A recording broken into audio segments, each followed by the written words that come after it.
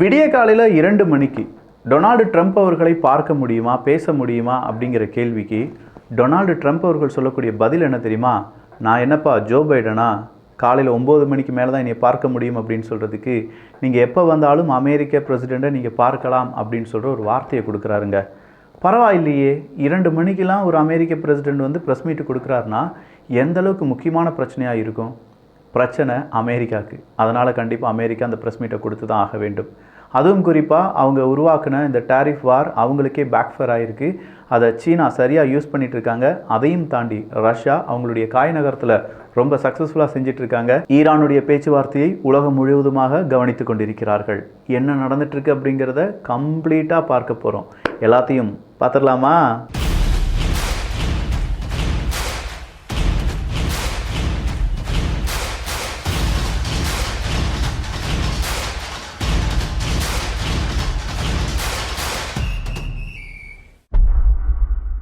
Shadow fleet. இந்த shadow ஃப்ளீட்டை பற்றி ஆல்ரெடி நம்ம பேசியிருக்கோம். ஜஸ்ட் அதுக்கான ஒரு இன்ட்ரோ மட்டும் சொல்லிடுறேன். ஷேடோ ஃப்ளீட்னா வேறு எதுவுமே இல்லை. ரஷ்யாவுக்கு ஏகப்பட்ட நாடுகள் அவங்களுடைய பொருளாதார தடையை விதிச்சிருக்காங்க. ஸோ ரஷ்யாவினுடைய ஆயில், கச்சா எண்ணெயோ இல்லாட்டி கேஸையோ இந்த மாதிரியான கண்டெய்னர் ஷிப்பில் வச்சு ஒரு இடத்துலேருந்து இன்னொரு இடத்துக்கு அனுப்ப முடியாது. ஏன்னா அந்த ஷிப் சம்மந்தப்பட்டு இருக்கக்கூடிய நிறுவனம் அது ரஷ்யாவினுடைய நிறுவனமாக இருந்தால் பொருளாதார தடையில் வந்துடும். இல்லை ரஷ்யாவினுடைய கச்சா எண்ணெயை தான் அவங்க தூக்கிட்டு போகிறாங்க, அவங்க ஒரு நாட்டிலேருந்து இன்னொரு நாட்டுக்கு கொண்டு போகிறாங்க அப்படின்னா அதற்கும் ஒரு பொருளாதார தடை இருக்கும். ஸோ இந்த மாதிரியான விஷயங்களை பைபாஸ் பண்ணுறதுக்கு ரஷ்யா சில முயற்சிகளை மேற்கொள்கிறாங்க. சில பல கப்பல்கள் அப்படிங்கிறது இதே மாதிரியான கண்டெய்னர் ஷிப் எல்லாமே என்ன செய்யுது, டேங்கர் ஷிப் எல்லாத்தையுமே வாடகைக்கு வாங்குறாங்க, இல்லாட்டி விலைக்கு வாங்குறாங்க. இல்லை அவங்கக்கிட்ட இருக்கக்கூடிய கப்பலை என்ன செய்கிறாங்கன்னா மாடிஃபை பண்ணுறாங்க. அப்படி மாடிஃபை பண்ணுறதுல ஒரு கப்பலை ஐடென்டிஃபை பண்ணுறதுக்கு எப்படி நம்ம ஒரு காரை ஐடென்டிஃபை பண்ணுறதுக்கு நம்பர் பிளேட் இருக்குது, அதே மாதிரி கப்பலை ஐடென்டிஃபை பண்ணுறதுக்கு சில விதமான ஐடென்டிஃபிகேஷன் மார்க்ஸ் எல்லாமே இருக்குது. அந்த கப்பலுக்கு முன்னாடி இருக்கக்கூடிய ஃப்ளாக் இருக்கும். இது எல்லாத்தையுமே இவங்க என்ன செய்கிறாங்கன்னா மாற்றி அமைக்கிறார்கள். அப்படி மாற்றி அமைத்த பிறகு இந்த கப்பலுக்கான இன்சூரன்ஸ் அப்படிங்கிறத வேறு நாடுகளுடைய பெயரில் வேறு நாட்டு இன்சூரன்ஸிடம் இருந்து எடுக்கிறார்கள். இப்படின்னு சொல்லி கம்ப்ளீட்டாக ஒரு ஃபேக்கான கப்பலை உருவாக்கி அந்த கப்பலில் ரஷ்யாவினுடைய ஆயிலோ இல்லாட்டி கேஸையோ அங்கே ஏற்றி ஒரு இடத்துலேருந்து இன்னொரு இடத்துக்கு கொண்டு போவாங்க. ஆனால் யாராவது வந்து பிடிச்சிட்டாங்கன்னு வச்சுக்கோங்களேன். உதாரணத்துக்கு அமெரிக்காவினுடைய ஒரு கப்பற்படை வந்து அதை பிடிக்கிறாங்கன்னா யாருடைய கப்பல்? ரஷ்யாவினுடைய கப்பல் கிடையாது சார், பாருங்கள் அப்படின்னு சொல்லி காண்பிப்பார்கள். உடனடியாக அவங்க அதை ரிலீஸ் பண்ணி தான் ஆகணும். இல்லாட்டி அமெரிக்காவுக்கும் இது எந்த நாட்டு கப்பல் அப்படின்னு சொல்கிறாங்களோ அந்த நாட்டுக்கும் பிரச்சனை வர்றதுக்கான வாய்ப்புகள் இருக்கின்றன. ஸோ இந்த மாதிரி பல விஷயங்களை உருவாக்கினார்கள் ரஷ்யா. இந்த கப்பலை எல்லாத்தையுமே இவங்க என்ன சொல்லுவாங்கன்னா ஷேடோ ஃப்ளீட் அப்படின்னு சொல்லுவாங்க. ஸோ இந்த ஷேடோ ஃப்ளீட் வழியாகத்தான் ரஷ்யா அவங்களுக்கு தேவையான வியாபாரத்தை செய்து வருகிறது. இந்த ஷேடோ ஃப்ளீட்டை நம்ம ஒழிக்க வேண்டும் அப்படின்னு சொல்லி உக்ரைன் பலமுறை கேட்டாலும் ரொம்ப நாசுக்காக ரஷ்யா அதை செய்கிறதுனால எது ஷேடோ ஃப்ளீட், எது உண்மையான நாட்டினுடைய கப்பல் அப்படிங்கிறதெல்லாம் கண்டுபிடிக்கிறதுக்கு ரொம்ப நாட்கள் எடுக்கும். சொல்லப்போனால் பண விரயமும் நேர விரயமும் ஆகும். இதனால் இந்த ஷேடோ ஃப்ளீட்டை பற்றி அமெரிக்கா போன்ற நாடுகள் பெருசாக பார்ப்பது கிடையாது. ஏதோ ரேண்டமாக செலக்ட் பண்ணி பிடிக்கிறதுல அது ஷேடோ ஃப்ளீட் அப்படின்னு தெரிஞ்சால் மட்டும் அதை தண்டனை இல்லாட்டி அந்த கப்பலை சீஸ் பண்ணுறது அப்படிங்கிற வேலையில் மட்டும் ஈடுபடுவாங்க. இப்போது புதுசாக இந்த செய்தியை யார் வெளியிட்டிருக்கிறார்கள் அப்படின்னு பார்த்தா எஸ்தோனியா அரசாங்கம் வெளியிட்டிருக்கிறார்கள். அதுவும் குறிப்பாக நாங்கள் ரஷ்யாவினுடைய ஒரு ஷேடோ ஃப்ளீட் கப்பலை பிடித்து விட்டோம். அந்த கப்பலினுடைய பெயர் கிவாலா அப்படிங்கிறது தான். இந்த கிவாலா அப்படிங்கிற கப்பல் எங்கள் நாட்டுக்குள்ளே அத்துமீறி வந்தது. அது பலமுறை நாங்கள் வார்னிங் கொடுத்துட்டோம். வார்னிங் கொடுத்த பிறகும் இந்த கிவாலா கப்பல் வந்த பிறகு அதை சோதித்து பார்க்கும்போது இது ரஷ்யாவினுடைய ஷேடோ ஃப்ளீட் அப்படிங்கிறத நாங்கள் உறுதிப்படுத்தி இருக்கிறோம். எனவே இந்த கப்பலை நாங்கள் விடுவிக்க மாட்டோம் அப்படின்னு சொல்லி எஸ்தோனியா அறிவிக்கிறார்கள். எஸ்தோனியா டிரான்ஸ்போர்ட் டிபார்ட்மெண்ட் தான் 40க்கும் அதிகமான வயலேஷன்ஸ் அப்படிங்கிறத இந்த ரஷ்யாவினுடைய ஷேடோ ஃப்ளீட் டேங்கர்ஸ் ஈடுபட்டு இருப்பதை கண்டுபிடித்து அதில் ஒரு கப்பல், இந்த கிவாலா அப்படிங்கிற கப்பலை இப்போது பிடித்து வைத்திருக்கிறார்கள். ஸோ இந்த கப்பலை பற்றியான விசாரணை முடிகிற வரையிலும் நாங்கள் இந்த டேங்கர் கப்பலை விடமாட்டோம், அது எங்கள் நாட்டில் தான் இருக்கும் அப்படின்னு சொல்லியிருக்கிறதுனால அடுத்ததாக இந்த ஷேடோ ஃப்ளீட் பற்றியான பேச்சுக்கள் அடிப்படை தொடங்கியிருக்கு. இதை ஒரு காரணமாக காண்பித்து இப்போ உக்ரைனுடைய ஜெலன்ஸ்கி அவர்கள் என்ன பேச ஆரம்பிச்சிட்டார்னா, பார்த்தீங்களா ஷேடோ ஃப்ளீட் இருக்குது, பார்த்தீங்களா நான் சொன்னது நீங்கள் யாருமே நம்பலை பார்த்தீங்களா அப்படின்னு சொல்லி அவருடைய அடுத்த அஜெண்டா அப்படிங்கிறத இப்போது ப்ரூவ் பண்ண ஆரம்பிச்சிட்டு இருக்கார். இந்த நேரத்தில் தான் சுமி பக்கமாக ரஷ்யாவினுடைய ஒரு பாலிஸ்டிக்ஸ் மிசைல் தாக்குதல் அப்படிங்கிறது இருந்துச்சு. ஸோ சுமி ரீஜனில் பாலிஸ்டிக்ஸ் மிசைல் தாக்குதல் அப்படின்னு சொன்ன உடனே சீஸ் ஃபயர் வயலேட் பண்ணிட்டீங்க அப்படின்னு சொல்லி உக்ரைன் சொல்கிறாங்க. கண்டிப்பாக கிடையாது. மக்கள் நடமாடும் இடத்தில் நீ என்ன செஞ்சுருக்க, உங்களுடைய இராணுவ வீரர்களை தங்க வச்சுருந்த, அங்கே இராணுவத்துக்கான ஒரு பேஸ் இருந்துச்சு, அதை நாங்கள் கண்டுபிடித்தோம், அதை அழித்தோம் அப்படின்னு சொல்லி ரஷ்யா சொல்கிறாங்க.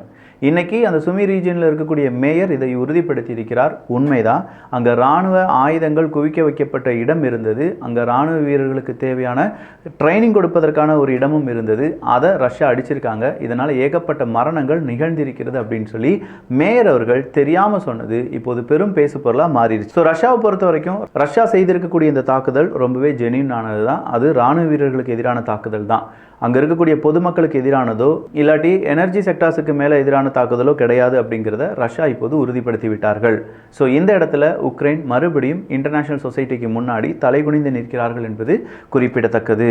அடுத்ததா நீங்கள் பார்க்க வேண்டிய இன்னொரு வீடியோ இருக்குது. அதாவது அதை நீங்கள் தேடி கூட பாருங்கள். ப்ராஜெக்ட் செஸ்னா UAV பாம்பர் அப்படிங்கிறது தான்.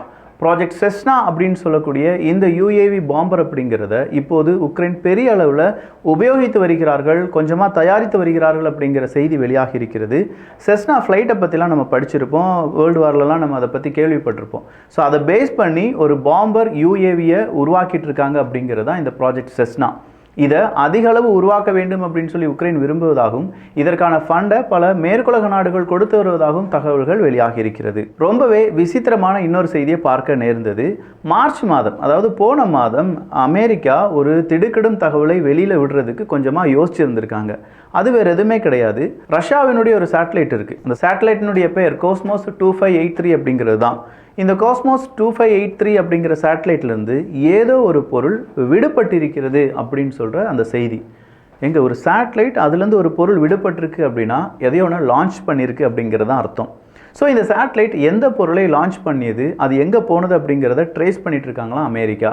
பட் அந்த ட்ரேசிங் அப்படிங்கிறத இன்னும் சரிவர செய்ய முடியல அப்படின்னு சொன்னால் கூட இந்த மாதிரியான சேட்டலைட்லேருந்து ஒரு பொருளை ரிலீஸ் பண்ணியிருக்காங்க ரஷ்யா என்கிற செய்தி இப்போது சமீப காலமாகவே பெரிய பேசு பொருளாக இருக்குது. ஸோ நேற்று நேட்டோவினுடைய சீஃப் ஒரு வார்த்தை சொல்லியிருந்தார் பார்த்தீங்களா, ரஷ்யா விண்வெளியில் ஒரு அணு ஆயுதத்தை வெடிக்க வைக்க போகிறாங்க, இதனால் அமெரிக்காவினுடைய சேட்டலைட் எல்லாமே சுக்குநூறாக போகுது, கம்யூனிகேஷன் எல்லாமே பிளைண்டாக போகுது அப்படின்னு சொன்னார்ல. அதற்கும் இப்போ நம்ம இந்த பார்த்த இந்த செய்திக்கும் ஒரு சின்ன கனெக்டிங் த டாட்ஸை வச்சு பார்த்துக்கோங்க. அடுத்ததாக வந்திருக்கக்கூடிய செய்தி என்ன அப்படின்னு சொல்லி பார்த்தீங்கன்னா, சீன இராணுவ வீரர்கள் தான். கிட்டத்தட்ட 51 சீன இராணுவ வீரர்கள் ரஷ்யாவின் படையில் இணைந்திருக்கிறார்கள் அப்படிங்கிறத ஒஃபிஷியலாக அறிவித்திருக்கிறார்கள் உக்ரைன். 155 பேருன்னு சொன்னியப்பா அப்படின்னு கேட்டால் இல்லை, அது 51 பேர், அதுவும் மெர்சனரிஸாக தான் ஆட் பண்ணியிருக்காங்க. ஸோ சீனாவினுடைய அரசாங்கத்துக்கும் இதற்கும் சம்பந்தம் இல்லை அப்படிங்கிறத நாங்கள் மறுபடியும் உறுதிப்படுத்திக்கிறோம் என்கிற தகவலை கொடுத்திருக்கிறார்கள் உக்ரைன். சுமி ஸ்ட்ரைக், அதாவது சுமி ரீஜனில் பாலிஸ்டிக்ஸ் மிசைலை வச்சு ரஷ்யா தாக்குதலை நடத்திட்டாங்க. பல நாட்டு தலைவர்களும் ரஷ்யா செஞ்சது தப்பு தான், நாங்கள் கண்டனத்தை தெரிவிக்கிறோம் அப்படின்னு சொல்லி ட்விட்டரில் வந்து பல நாட்டு தலைவர்கள் உக்ரைனுக்கான ஆதரவு மெசேஜஸை போடுறாங்க. எல்லா ஆதரவு மெசேஜுக்கும் தேங்க்யூ ஃபார் யுவர் சப்போர்ட் அப்படிங்கிறத இந்த செலன்ஸ்கி அவர்களுடைய அக்கௌண்ட்லேருந்து நிறைய மெசேஜாக போயிட்டுருக்கு. சொல்லப்போனால் இது ஒரு ஸ்பேமாக மாறிட்டுருக்கு. இதே மாதிரியான ஒரு விஷயம் நடந்தது. வெள்ளை மாளிகையில் வச்சு பேச்சுவார்த்தைக்காக உக்ரைனுடைய அதிபர் செலன்ஸ்கி அவர்கள் அழைக்கப்படுகிறார். அங்கே வச்சு JD வான்ஸ் அவர்களுக்கும் டொனால்டு ட்ரம்ப் அவர்களுக்கும் செலன்ஸ்கி அவர்களுக்கும் இடையே வாக்குவாதம் முற்றுகிறது. அங்கிருந்து வெளியேற்றப்படுகிறார் செலன்ஸ்கி அவர்கள். அந்த நேரத்தில் நாங்கள் உங்கள் கூட இருக்கோம்ப்பா, நீ எதற்கும் கலங்காதே அப்படின்னு சொல்லி மேற்குலக நாட்டு தலைவர்கள் பல பேர் ட்விட்டரில் வந்து செலன்ஸ்கி அவர்களுக்கு ஆதரவு கரம் நீட்டினார்கள். அந்த முறையும் எல்லாருக்கும் ரிப்ளை அனுப்புகிறோம் அப்படிங்கிற பெயரில் நிறைய மெசேஜஸை ஸ்பேம் பண்ணியிருந்தாங்க செலன்ஸ்கி அவர்களுடைய அக்கௌண்ட்லேருந்து. ஸோ அதே மாதிரியான ஒரு ஸ்பேம் இப்போவும் நடந்திருப்பதாக செய்திகள் வெளியாகி இருக்கிறது. அடுத்ததாக வந்திருக்கக்கூடிய செய்தி என்ன அப்படின்னு பார்த்தீங்கன்னா, ட்ரம்பினுடைய இந்த டாரிஃப் எக்ஸம்ஷன் அப்படிங்கிறது தான். சீனாவுக்கு பயந்து விட்டது அமெரிக்கா அப்படிங்கிறத இன்னைக்கு ரஷ்யாவினுடைய ஊடகங்கள் பேசியிருக்கிறார்கள். இந்த அவமானம் தேவையா ட்ரம்ப் அவர்களே அப்படிங்கிற மாதிரி ஏகப்பட்ட இடத்துலேருந்து ட்ரம்ப் அவர்களுக்கு கருத்துக்களாகவும் எச்சரிக்கையாகவும் பதிவுகள் வந்திருக்கு. சொல்லப்போனால் அமெரிக்கர்கள் மத்தியில் டொனால்டு ட்ரம்ப் அவர்களுடைய அந்த இமேஜ் இருக்குல்ல, அது ஸ்லைட்லி அடி வாங்கியிருக்கு அப்படிங்கிற தகவல் வெளியாகி இருக்கிறது. அப்படின்னா டொனால்டு ட்ரம்ப் அவர்கள் டாரிஃப் பிளானை மொத்தமாக கைவிட போகிறார்களா அப்படின்னு கேட்டால் இல்லையா. எகெயின் இந்த செமிகண்டக்டர்ஸுக்கும் அதே மாதிரி இன்னும் சில பொருட்களுக்கும் அடுத்த கட்ட டாரிஃப் அப்படிங்கிறத 1-2 மாதங்களில் மீண்டும் டொனால்டு ட்ரம்ப் அவர்கள் அறிவிப்பதற்கான வாய்ப்புகள் இருக்குது அப்படின்னு சொல்கிறாங்க. ஒரு டாரிஃப் வாரையே நம்மளால் தாங்க முடியல, அடுத்தடுத்த டாரிஃப் வாரெலாம் வரப்போகுது அப்படிங்கிறத நினச்சி கூட பார்க்க முடியல. பட் அது வரும் அப்படிங்கிறத அடித்து சொல்லிட்டு இருக்காங்க. 56% அதிகமான அமெரிக்கர்கள் டொனால்டு ட்ரம்ப் அவர்கள் அமெரிக்காவினுடைய எக்கனாமியை சரியாக ஹேண்டில் பண்ணலை அப்படின்னு சொல்கிறதுல அவங்களுடைய வாக்குகளை செலுத்தி இருக்கிறார்கள்.